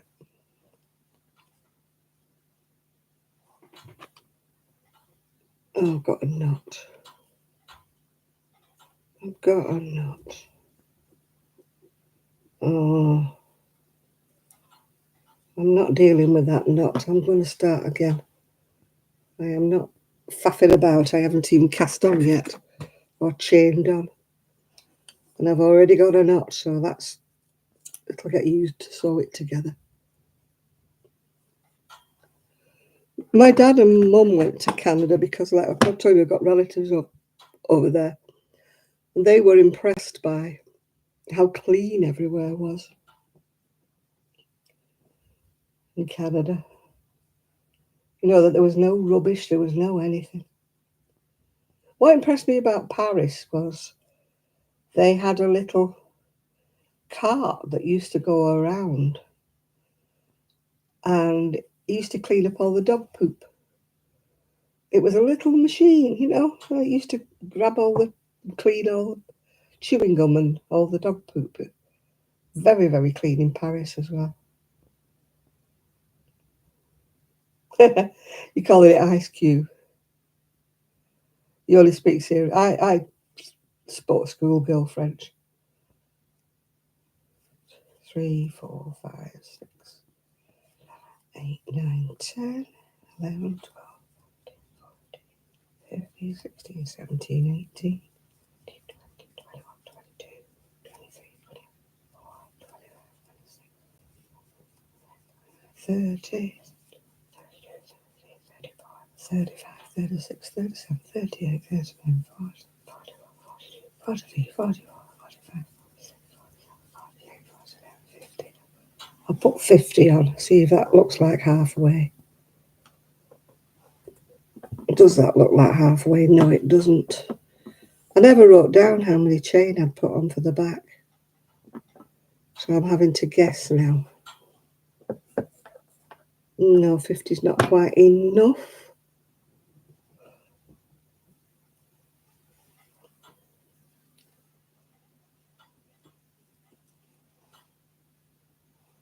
No, we're very polite, we Brits.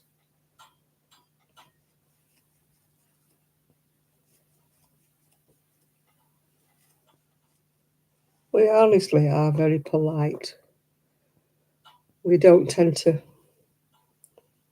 make fun of people, really, by and large. I don't think we do.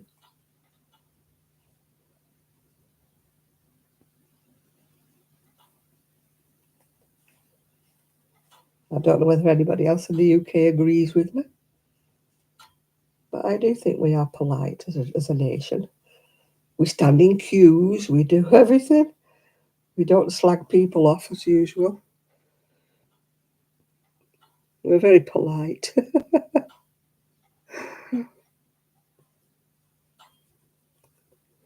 You'll always get the odd few that are not polite, of course. You know, the gutter snipes, as we call them. You've only got to go in Fleetwood or any big town in the evening and you get the drunks and the drug addicts shouting the odds. But you get that in any big town, unfortunately, these days. Never used to be when I was a kid,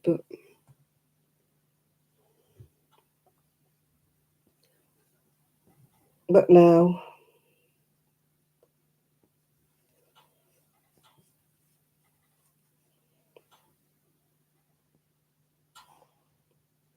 yeah, you get the homeless people and the dropouts hanging around and bums on every corner. It's very sad, but it's the way of the world. It's not just one town. Some towns are worse than others. If you go to the countryside, then of course you don't see that many, but if you go to any big town, I've not been to London for donkey's years, so I can't tell you. But I would imagine it's the same.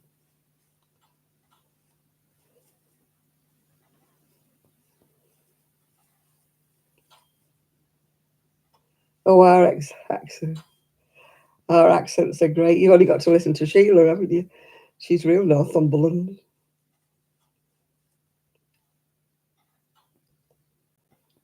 I mean, some people in America could never understand Sue. You know, my friend Sue.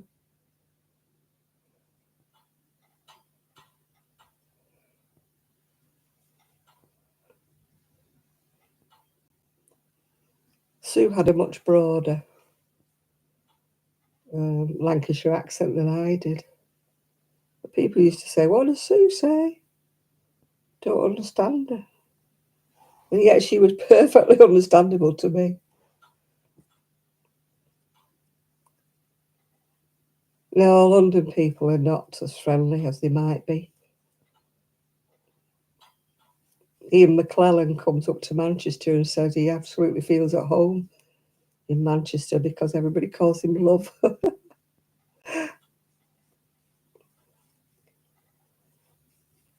No, I started when I went down to see my auntie in Fulham. And I said to her, I said, "Oh, the lady next door came from Manchester." I said, I was having a really good chat with her. And she goes, "You were talking to the lady next door?" I went, "Yeah." And she goes, "We've lived here for 15 years. We've never spoken to her." I thought, how weird is that?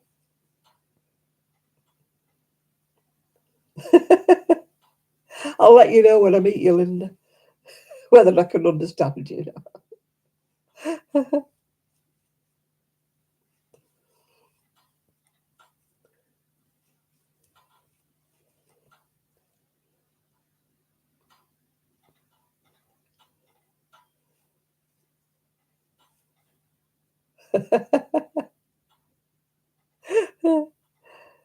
Yeah, that's the trouble if you go anywhere where they're all little. Yeah, the Italians, I think, is quite small, aren't they? A lot of the Chinese and Japanese are tiny, aren't they, as well?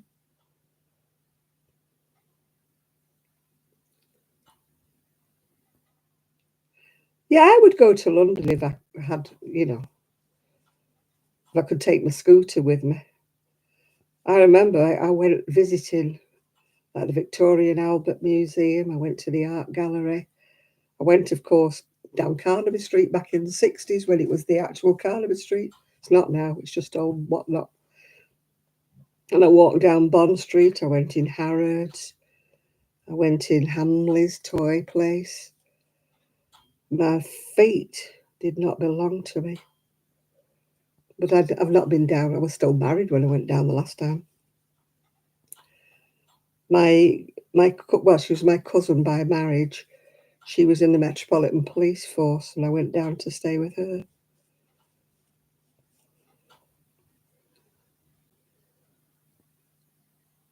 Oh, A-Bay. Sheila says A-Bay, doesn't she?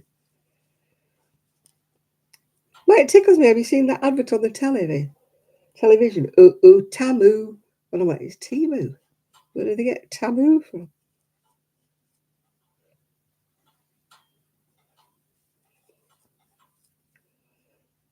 Yeah, I suppose I'm used to the Geordie accent, so I can understand everything that Sheila says, except for A-Bay, yeah.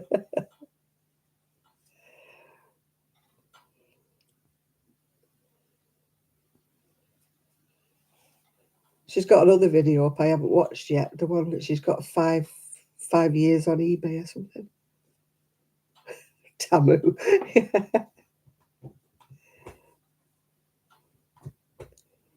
I actually bought my mum a mink button from Harrods. It cost me a fortune.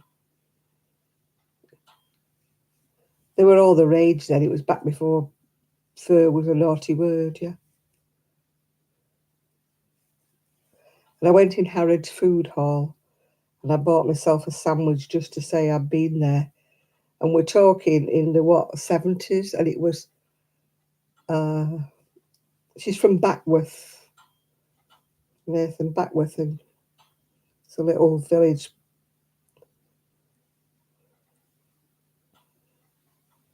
Yeah, I got myself a sandwich from Harrods. It cost me £4 back in the 70s. Just to say I'd eaten something from Harrods. Hello, Ebe. Welcome. Yeah, I remember thinking it better be good, this sandwich. It's cost me £4.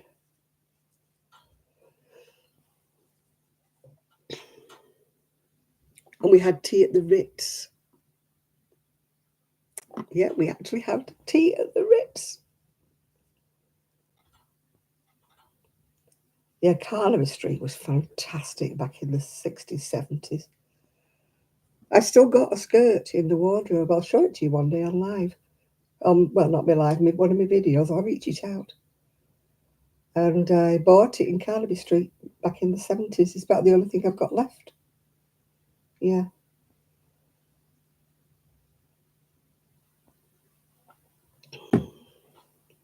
Yeah, I went down Carnaby Street in the early 70s, it would have been. And then I went back again, probably in the 90s, and it was just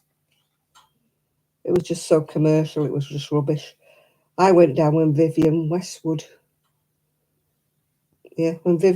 had a shop there, and it was like the punk era and all that.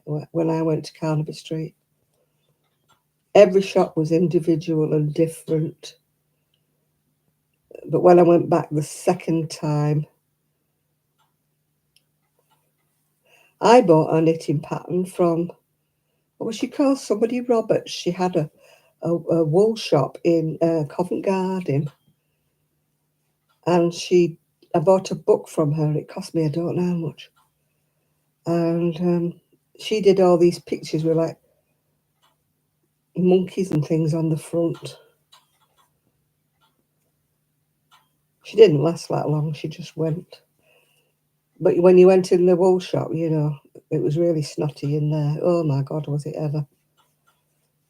But I went in just to say I'd been. Sure, she was called somebody Roberts.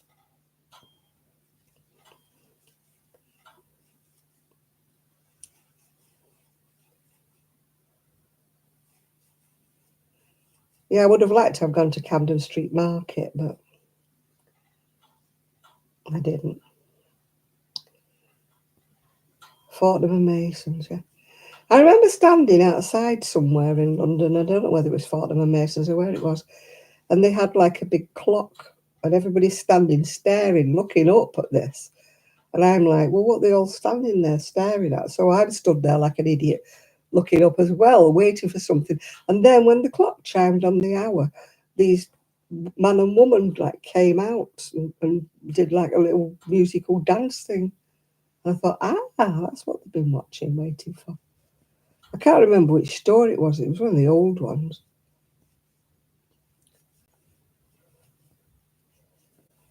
But apparently, I mean, it may not be there anymore now.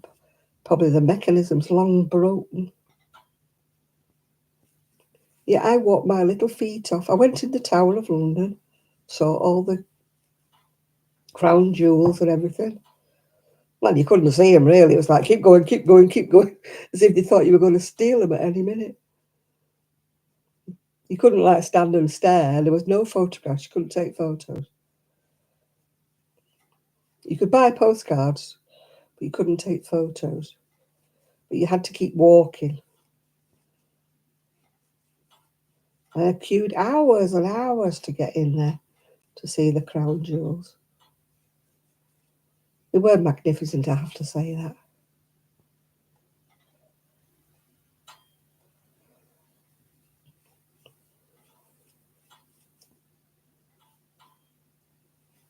Yeah, I sold a lot of my patterns when I moved here. I had all these picture sweaters, with Disney and all them. Olive oil, Popeye. I sold them all when I moved here. I think they went to America, actually. I think a lady bought them. But she sent me a message saying, I'll buy them all if you'll get me the price of the postage to America. Oh, gosh, they wouldn't let you stand still in the Tower of London. You would have got your head chopped off. And I didn't look round the tower, really, because I spent that long queuing in the queue to see the crown jewels that I got fed up. I just went home. But my feet, when I was I walked my little feet off in London. I was determined. I wanted to see everything, like the statue of Eros and everybody like that. And we went to Peter Stringfellow's nightclub. I went there. It was so funny because the girl I was with, she was, a heck of a lot younger than me. My niece my cousin by marriage. She was a very pretty girl. And they sell roses in Peter Stringfellow's, and this bloke was absolutely determined to give her this rose, and she wouldn't have it. She wouldn't, no. So I took it off him and said, thank you very much for buying me a rose. And he looked stricken. And I carried this rose all around Peter Stringfellow's. We bought one bottle of something or other. And it was pounds and pounds it was. And that was all we drank. We didn't dare ask for another drink anyway.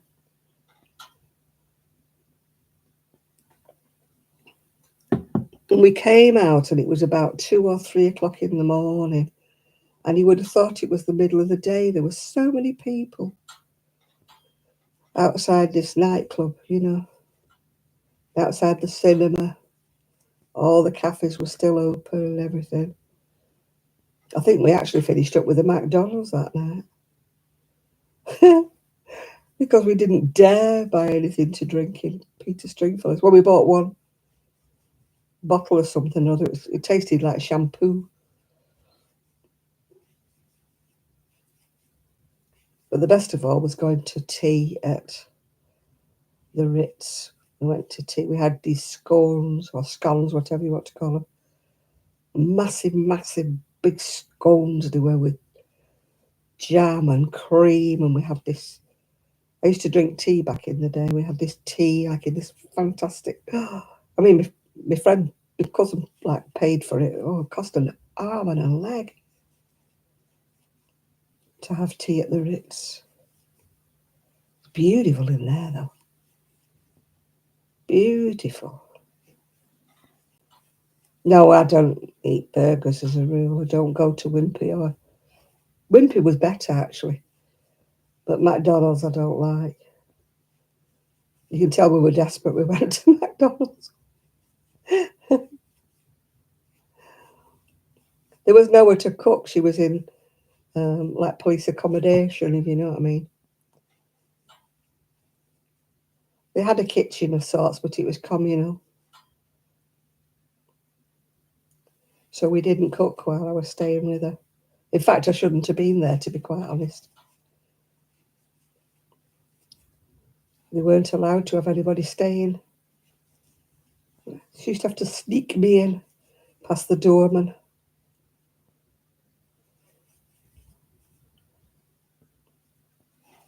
It was funny. Funny when I went to have a shower.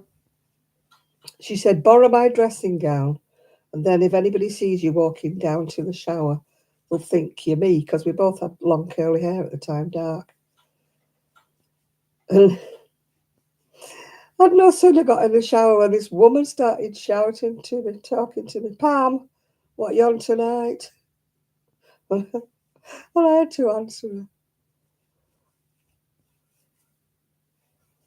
I thought, oh my God. I just said, sorry, I'm in a rush. In the end, I thought, I'm not talking to her. I didn't know. I thought she's going to guess I'm not Pam.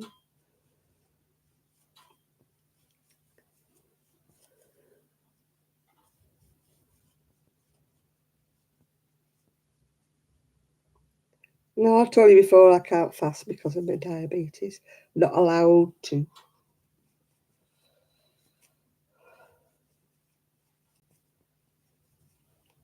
My niece did it for a while, but she didn't lose much weight. It just came back on her.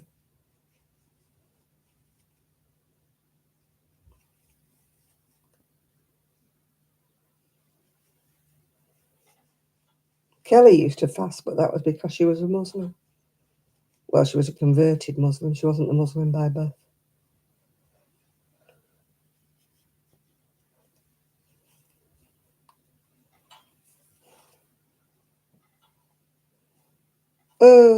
Oh, it's the witching hour.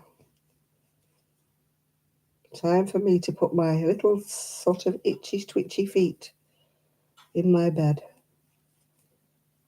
I'm going to watch Sheila first, though. Watch a 5-year video, yeah. Yeah, we don't have Wendy's over here. I don't think we do, anyway. I did pass a Tim Hortons the other week. No, I won't be live, nerdy. I'm going to bed now. I'm giving it up. I'm going to watch Sheila's latest video. And then I will see you all whenever I do another video. Thanks, Jill. I still need your help, by the way, Jill, when you get time, when you're rested. I was looking at my analytics and my money's gone down, down, down, down, down. I never get paid. I never get paid. I don't know why I never get paid, but I never get paid. Anyway, good night, everybody. Thanks for your company. I don't know whether I'll make a video tomorrow. It depends if I've got anything to say or do. And I will speak to you all very soon. Bye now.